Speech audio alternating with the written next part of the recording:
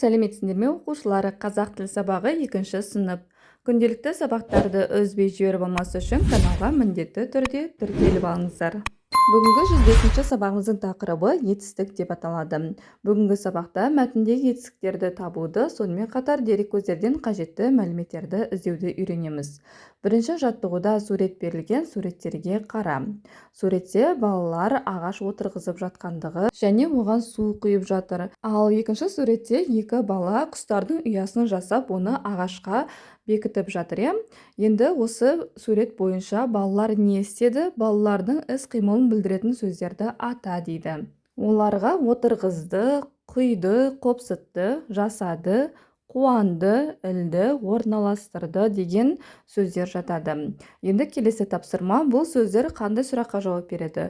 Бұл сөздер не істеді, қайтты деген сұраққа жауап береді. Себебі бұлар іс-қимылды білдіріп тұр. Балалардың жасап жатқан әрекеттері, яғни талға су құйып жатқандығы, оны отырғызып, қопсытқаны және талға ұяны іліп орналастырғандығы туралы іс-қимылды білдіргендіктен не істеді, қайтты деген сұрақтарға жауап береді екен. Келесі тапсырма, өзіңе ұнаған сурет бойынша мәтін құрастырып жаз. Қимылды білдіретін сөздердің астын сыз. Екінші суретке қатысты мәтін құрастырамыз. Көктем келді, күн жылынды, жерде жасыл шөптер шыға бастады. Айналада құстар да ұшып жүр. Асқар мен Аян құстарға ұя жасап, оны талға ілді. Құстар болса сол ұяға қонып шиқылдайды. Балалар қуанды. Бұл жерде енді іс-қимылды білдіретін сөздердің астын сызып шығамыз. Оларға келді, жылынды, шыға бастады, ұшып жүр, жасап, ілді, қонып шиқылдайды, қуанды деген сөздердің астын сызып шығамыз.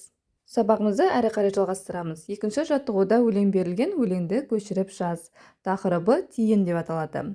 Жемістерді қағады, жаңғақтыда шағады, көк майсаға аунайды, түлкіден бір аумайды. Авторы Ақұштап Бақтыгереева. Енді осы өлеңге қатысты тапсырмаларға назар аударамыз. Қимылды білдіретін сөздерді тауып, астын сыз. Қимылды білдіретін сөздерге қағады, шағады, аунайды, аумайды деген сөздердің астын сызып шығамыз. Келесі, бұл сөздер қандай сұраққа жауап береді дейді. Бұл сөздер не істеді деген сұраққа жауап береді. Себебі не істеді іс-қимылды білдіріп тұр. Қағады, не істеді шағады, не істеді аунайды, не істеді аумайды. Енді оқушылар мына ережені есімізде міндетті түрде сақтап аламыз. Заттың қимылын, іс-әрекетін білдіретін сөздерді етістік дейміз. Етістіктерге не істеді, қайтты, не қылды деген сұрақтар қойылады. Мысалы, жүгірді, өсті, ойнады, сайрады. Яғни бұлардың барлығы да іс-қимылды білдіретін сөздер.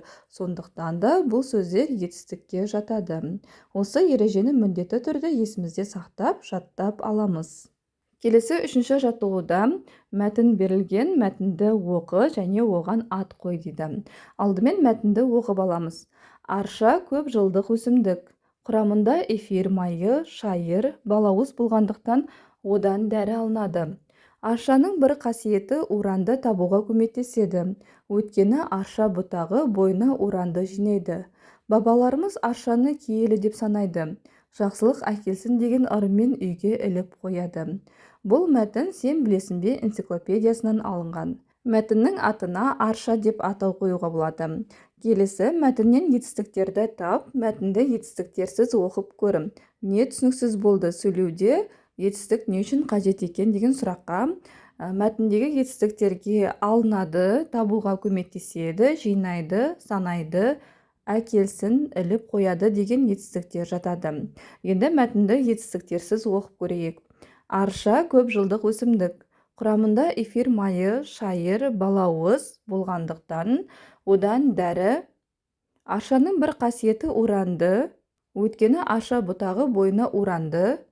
Бабаларымыз аршаны киелі деп жақсылық әкелсін деген ырыммен үйге.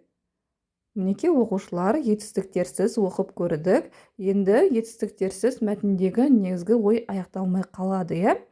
Етістіктер бізге сөйлемдерді аяқтау үшін қажет екендігі осыдан білуге болады.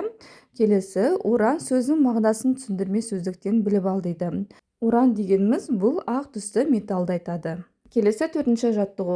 Көп нүктенің орнына тиісті етістікті қойып сөйлем құрап жаз. Көктем көп нүкте берілген, одан кейін жер көп нүкте, күн, найзағай, табиғат ұйқысынан, құстар жылы жақтан деген сөздер берілген. Осы сөздерге етістіктерді қойып сөйлемді аяқтайтын боламыз. Көктем келді, жер көгерді, күн жылынды, найзағай жарқылдады, табиғат ұйқысынан оянды, құстар жылы жақтан ұшып келді.